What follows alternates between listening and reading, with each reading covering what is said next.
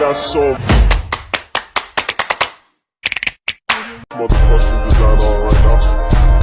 Bring it down, bring it down, bring it down. I got 3 old guys to walk.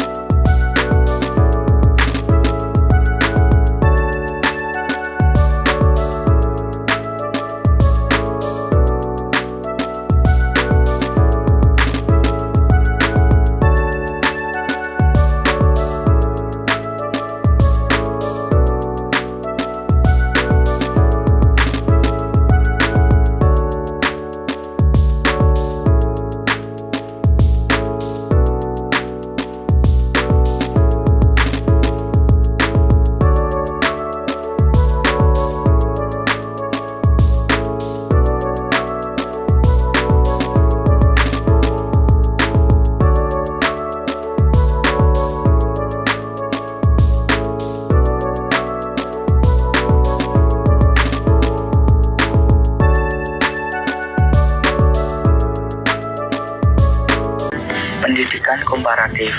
Secara etimologis, pendidikan komparatif berasal dari kata pendidikan dan komparatif. Menurut Kamus Bahasa Inggris, Oxford Learner's Pocket Dictionary, kata pendidikan diartikan sebagai pembelajaran dan pelatihan. Sedangkan kata komparatif diartikan sebagai keadaan yang keterkaitan dengan usaha membandingkan.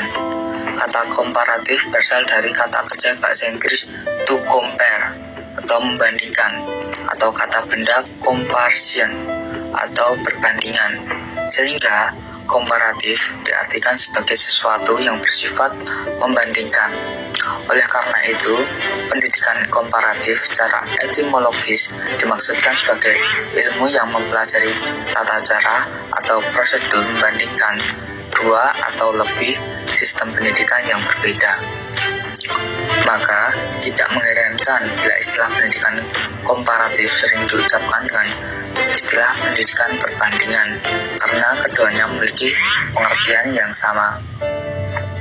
Beberapa ahli telah memberikan pengertian tentang pendidikan komparatif, antara lain E.L. Kandel dalam bukunya Comparative Education, yang mengartikan pendidikan komparatif sebagai studi tentang teori dan praktek pendidikan pada waktu sekarang yang dipengaruhi oleh bermacam-macam latar belakang dan merupakan kelanjutan dari sejarah pendidikan yang ditulis oleh William Friedman 1954.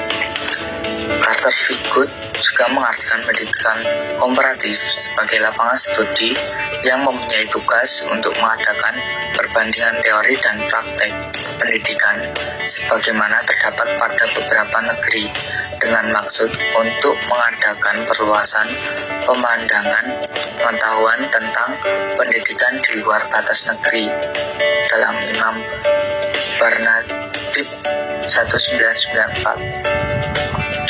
Dari pendapat di atas dapat dicermati bahwa E.L. Kandel lebih menitik beratkan kepada objek yang perlu dijadikan studi, yaitu teori dan praktik pendidikan dengan aneka pengaruh latar belakang.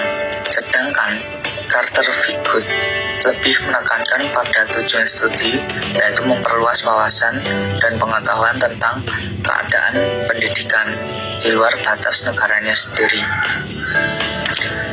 Kita dapat mencatat dua hal pokok yang menjadi fokus kajian dari studi pendidikan komparatif menurut pendapat E.L. Kandel dalam Imam Bernadette 1994, yaitu Yang pertama, objek utama studinya berupa teori dan praktik penyelenggaraan pendidikan yang sedang berlangsung sekarang, bukan yang telah terjadi atau akan terjadi.